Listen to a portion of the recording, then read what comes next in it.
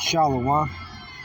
I want to give all the praise, all the glory, all the honor unto Yahweh, Bahashem, Yahushai, Bahashem, Rukakodash. Double honors goes out to the elder apostles of Great Millstone for teaching me the truth. Also want to acknowledge all the Akyam who are pushing the truth with sincerity throughout the four corners of the earth. And shalom to the elect. All right. So through the spirit and power of Yahweh Hashem Yahushai, today I'm going to be in Hosea, the 4th chapter. It says, "Hear the word of Yahweh, ye sons of Israel, for Yahweh hath a controversy with the inhabitants of the land, because there is no truth, nor mercy, nor knowledge of the Most High in the land." So yes, it's a controversy, all right? Everything, Babylon, America, we're here in the land of our captivity, and our people are calling on, all these false doctrines, false gods, false idols. People don't have reverence for the laws or the statutes or the commandments. Our people are destroyed for the lack of knowledge, and so that's what this lesson is dealing with today, and this verse is dealing with, Slakia. So it says, there's no knowledge of Yahweh. You see, and you talk to the majority of these people here, and they have no knowledge on anything when it comes to this truth. They don't know the names, they don't know who they are, they don't know the laws, Our people have no knowledge. It says, verse 2, "By swearing and lying and killing and stealing and committing adultery, they break out and blood toucheth blood." Right. So you have nothing but confusion out here in this land of Babylon, which that word Babylon means confusion. Our people are killing and stealing each other, killing each other, committing adultery against each other. And part of it is because they don't know the laws of adultery, which, naturally you should know. But people, like I say, they don't have reverence for the laws. And this is why there's people killed, because things like this happening to each other, they don't have no respect. When we're in the kingdom, we're going to keep the laws to perfection, so no one's going to want to kill. You ain't going to have men wanting to kill other men because they're committing adultery, because men are going to respect the laws. You see, and so are the women. They're going to be in order. Women aren't going to be leaving their husbands because their social media blew up their head and gave them this false sense of pride and freedom that they can go do whatever the hell they want, But in this kingdom, it's wicked. Esau exalts the woman. He allows all that stuff to happen. All right, verse 3. "Therefore shall the land mourn, and everyone that dwelleth therein shall languish with the beasts of the field and with the fowls of heaven. Yeah, the fishes of the sea also shall be taken away." So this place is in a state of mourning right now, okay? You have a conversation with people in these days, this day and age, and everybody's feeling some type of heat. Everybody's feeling the fire. Everybody's miserable. People are, and this goes from all ages, all the nations are mourning. All the people are mourning, and it's because why? The wicked is in rulership, right? Let's go to Proverbs 29:2. It says, "When the righteous are in authority, the people rejoice, but when the wicked beareth rule, the people mourn." So we have Esau Edom is the wicked, and this is why everybody's like in a state of depression.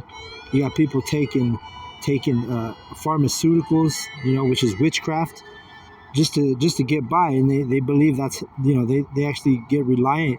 They rely on that witchcraft, But the men of Yahweh Hashem Yahushai, his prophets, we have our comforter. It comes from this truth, this wisdom, and that's when we're in authority. That the righteous, the Israelites, the ones who are in the right mindset, are going to rule, and the people are going to rejoice when we have rulership. You're not going to have depression, suicide rates through the roof. You're not going to have that in the kingdom. The only people that are going to be put to death are people who are, messing up the laws. justified by the law, that's when people will be put to death. And those are going to be heathen. Because the Israelites are going to be eternal. We won't die in the kingdom. And the reason we won't die, not only because it's mercy and a gift and a power that Yahweh Ba'ashem Yahushai is going to give us, but because we're keeping the laws. See, our women, the Israelite women, they're not going to have a thought to commit adultery or to be tempted to go off with another man. Why? Because they're going to keep and know the laws. It's going to be like breathing. Right now, we don't think about breathing. We just do it. That's how our men and women are going to be in the kingdom. We're not going to think about the laws. We're going to know the laws and keep them second nature. See? But everything, verse 3, the people are mourning and everything's going to be destroyed. Even the fishes, even the birds, even the beasts, right? In which also the beasts are men. It tells you that in Ecclesiastes 3 and I think it's 18. But anyway, verse 4, yet let no man strive, nor reprove another, for thy people are as they that strive with the priest. Right. So these people are, we're in a time where Yahweh, Ba'ashem Yahushai, has given us knowledge. And we actually, the men, the 144,000 are actually the priests of Israel. Because in the kingdom, all the Israelite men are going to be like priests because they're going to know the law. They're going to be holy men. But right now, here in Babylon and here in this, before, in Esau's kingdom, you only have the priests that are of the elect, of the 144,000. And they strive with us, meaning they come against us, right? They want to debate us. They want to, pretty soon they're going to want to persecute us and lock us up and even put us to death. But this is, this is prophecy. That's going to happen. We know that. But in the kingdom, the leaders are not going to we're not going to be striving against other people. They're not going to come against us. For the heathen will be too fearful to do that, and the Israelites are going to be in their right mindset. We ain't going to have to teach the Israelites in that day. See? It says, therefore shalt thou fall in the day, and the prophet also shall fall with thee in the night, and I will destroy thy mother. Right. And this is talking about prophets who are not in the right mindset, because you have a lot of false prophets out there. Okay? Verse 6. And you have to understand, this is in the time of Hosea. So we were in the Assyrian captivity during the time of Hosea. So that's what it is. Okay? But where are we at? Let me read verse 6. My people are destroyed for lack of knowledge, because thou hast rejected knowledge. I will also reject thee, that thou shalt be no priest to me, seeing that thou hast forgotten the law of thy power. I will also forget thy sons. Right now our people reject knowledge, reject the truth. We tell them they're an Israelite. They want to hang on to being so-called black, Mexican, Latino, Hispanic, Native American. They get mad, some of them. They don't want to receive that they're an Israelite. They don't want to receive the names, right? You even have Israelites who know they're Israelites right now that don't even want to receive the names. So because of their rejection of the truth, Yahweh is going to reject them on the day of wrath. And they're going to die as heathen. And they'll be brought up in the right mindset in the kingdom. Verse 7, as they were increased, so they sinned against me. Therefore will I change their glory into shame. Right, our people, we're like fruitful, right? We increase more than the other nations. But guess what? Even though our people are fruitful, meaning we multiply, we outnumber the sands of the sea. The sands of the sands of the sea, the stars in the sky, we outnumber. But yet, our people, the glory is turned into shame. Because why? Because we forgot our power. We left the truth. Our people don't know the truth. Like was said in verse 1, it says, there is no, at the end of the verse 1, there is no truth, nor mercy, nor knowledge of the Most High in the land. So they're going to be turned into shame. They're going to, like in the last day, the Israelites are going to, wish they listened to their teachers. They're going to wish that they hearkened unto the prophets, whose our words are Yahweh's words. We don't even use our own words, but yet our own people can't see it and they reject it. Let me see. Let me read this out. Proverbs 5:11, it says, "And thou mourn at the last when thy flesh and thy body are consumed," because they're going to be in nuclear fire. Our own people, the 2/3, they're going to get sacrificed in Babylon, America, through nuclear fire. So they're going to be consumed, right? And then verse 12, it says, "And say, how have I hated instruction, and my heart despised reproof, and have not obeyed the voice of my teachers, nor inclined my ear to them that instructed me." Because when that's happening, when they're getting burned up in fire, they're going to be remembering the prophet's words. They're going to know a prophet was among them. But it's going to be too late at that point, right? But again, our people, hey, you might take that melting, the consuming of your body, of your flesh, on this side. But when you come back in the kingdom, you'll be in your right mindset. But if you're stubborn, like our people are, hey, you got to die that first death, which is going to be nuclear fire.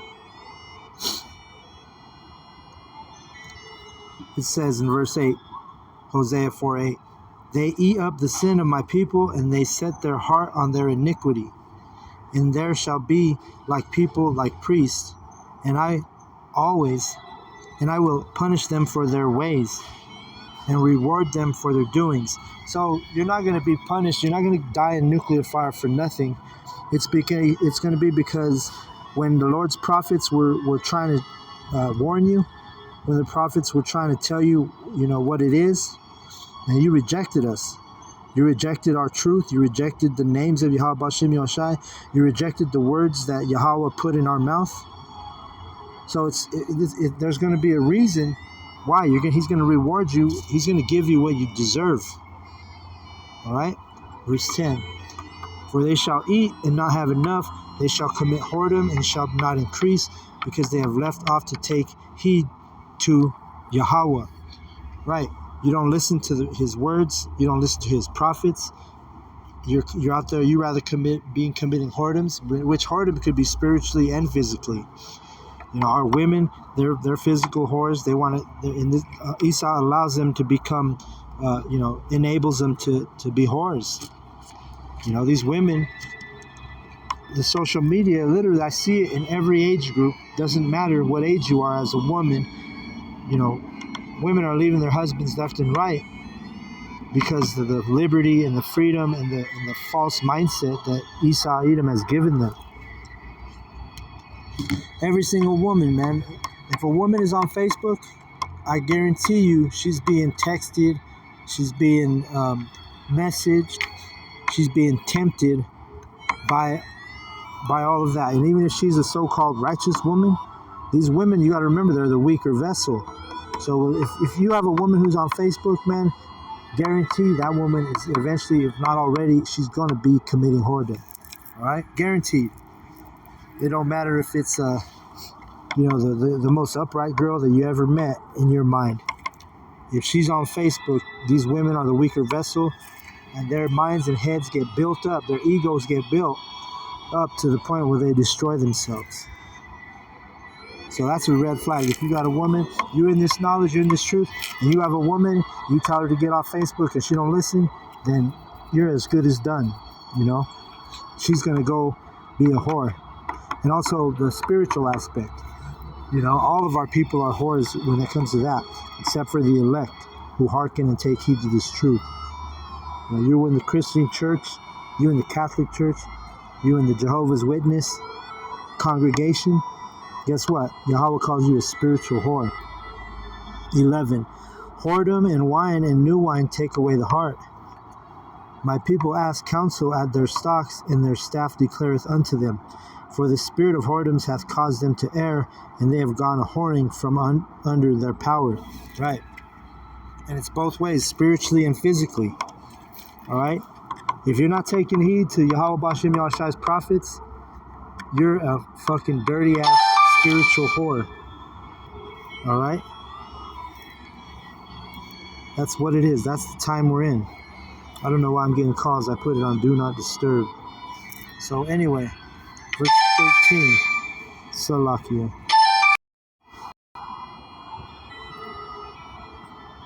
Okay, Salakia. So that's what it is, man. Our people are going whoring around, and they basically, you got our spiritual whores who are, these calling on these false religions, false idols, false doctrines, false gods. Then you have the physical whoredom aspect, which Edom enables that, and his social media takes that to another level through the roof, right? Verse 13, it says, they sacrifice upon the tops of the mountains and burn incense upon the hills under the oaks and poplars and elms, because the shadow thereof is good. Therefore your daughters shall commit whoredom, and your spouses shall commit adultery. And this is all prophecy. We're living in that time where right now the mountain that's ruling this place is the mountain of Esau, right? Mount Seir is in rulership. So guess what? Your daughters are going to commit whoredom if you don't check your daughters and you don't bring them up in this truth. And as a man, speaking from experience, who has 4 daughters, you got to, this is why it's sweet and bitter. You got to teach your daughters what it is, right? And at the same token, if a man's righteous and he has your daughter, which this isn't very common, but if a man is righteous and he has your daughter, and guess what? You got to teach your daughter. She can't get mad when if he chooses to have another wife. As long as it's in the open, and as long as he's he's got to be in a righteous mindset. This having multiple women doesn't deal with the heathen, or doesn't deal with some wicked ass nigga or spick that you can go be a whore. You got to be up in this truth and this knowledge, if you're going to be wanting that type of lifestyle. Verse 14, I will not punish, and we always tell you it's better to just be alone, or if you already have a wife, then just keep the one you have, right? Isaiah 4:1, that'll come more when the Jacob trouble and the chaos hits Babylon. But we're really not in the time to have multiple women. And you could do it, but the thing is you're going to be, like Paul said, trouble in the flesh. But multiply that by multiple women, that's a lot of trouble. Verse 14, I will not punish your daughters when they commit whoredom, nor your spouses when they commit adultery, for themselves are separated with whores, and they sacrifice with harlots. Therefore the people that doth not understand shall fall. Right. So the women are not punished here. This is prophecy. We're living in this prophecy right now. You have our women that commit adultery. Do they go to prison? Do they go to jail when they go out on their husbands? The daughters, if they're a little whore on social media, does anybody reprimand them? Do they get in trouble, or do they get exalted? No, in this place they get turned out, these women. They jump from rod to rod to rod, and then their mind is all fucked up. They get destroyed mentally, physically, spiritually. They're basically becoming to a point where they're useless. A whore is useless, man. You want to try and marry what is it? You can't make a hoe a housewife? That's what this is. That's the dilemma that you're dealing with in Babylon. These women don't get punished for being whores. And it's all the work of Yahweh. You see? Verse 15, though thou Israel play the harlot, yet let not Judah offend, and come not ye unto Gilgal, neither go ye up to Bethaven, nor swear Yahweh liveth. For Israel slideth back as a backsliding heifer, now Yahweh will feed them as a lamb in a large place. Ephraim is joined unto idols, let him alone. Their drink is sour, they have committed whoredom continually. Her rulers give shame due love, or her rulers with shame due love give ye. The wind hath bound her up in her wings, and they shall be ashamed because of their sacrifices. Right. Ephraim is dealing with northern kingdom. Ephraim's notorious for the idols. So is southern kingdom, right? But we're dealing with the Ephraimites, which are the head of the northern kingdom. That's why you have tribes like Issachar. They love those idols. They love those statues that they pray to and all that other bullshit, and the Catholicism, But Israel's a backsliding heifer, man. Meaning, you have the Lord's prophets on the scene. We're teaching our people, and the majority of them reject the knowledge. That's why Yahweh's like, all right, you want to reject the knowledge? All these wicked prophecies are going to come to pass, and they're going to plague you. Tell me America is not plagued right now with all this, not only are these like the pestilence and eventually the nuclear missiles, all these things are plagues, but one of the plagues right now is are women not even being punished for being whores. That's a plague, man. Because you have to understand, when the women are keeping the laws, statutes, and commandments, they're not going to be having this liberty and this freedom to go be doing what they're doing to men. Right now, you have a state of these men, the state of the men right now, and it's also on the heathen, but the state of the men in Babylon, they're all depressed because the majority of them are dealing with whores who have been tempted or persuaded from that damn social media, man. So, and it's all the working of Yahweh. Yahweh's the one who let the so-called white man, set up the internet, which part of it was because he's always balanced. Part of it was for Yahweh to let his prophets teach the word on the internet. But the other part of it is your woman's going to be a whore on the internet, man. And the reason why I keep talking about this subject is because it's a common thing with everybody I talk to, man. And it doesn't limit to age or generation. Everybody I talk to is dealing, if they have social media, they're dealing with some type of wicked madness and adultery. And guess what? Like we read in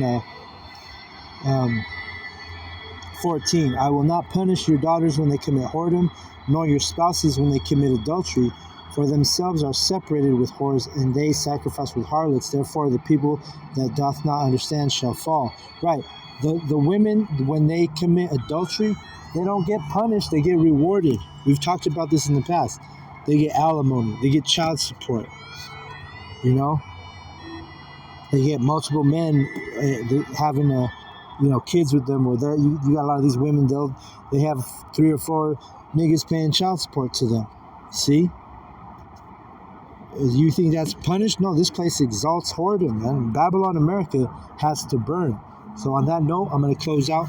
I want to give all the praise, all the glory, all the honor unto Yahweh, Bahashim, Yahushai, Bahashim, Rakakudash.